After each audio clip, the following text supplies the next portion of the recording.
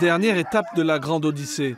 Et pour ajouter du piment au spectacle, ce matin, les mushers devaient se préparer à une épreuve qui rend toujours les chiens nerveux. Le départ en ligne, ou la mass start, si l'on parle la novlangue.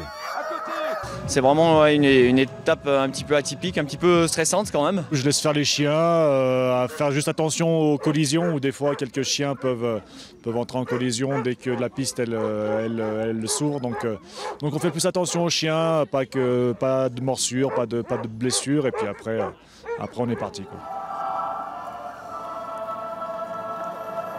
Deux groupes d'une dizaine de mushers se sont élancés dans un sprint total pour arriver en tête au premier virage.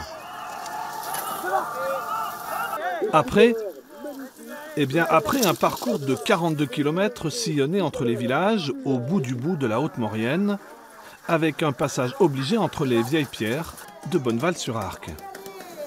Mais cette dernière étape allait nous offrir une arrivée haletante. Le premier au classement général se jetait sur la ligne avec moins de 2 minutes d'avance sur son poursuivant après 9 jours de course.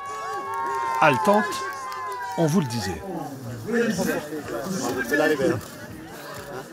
Tant qu'on n'a pas franchi la ligne, tout peut arriver et voilà, on le montre aujourd'hui.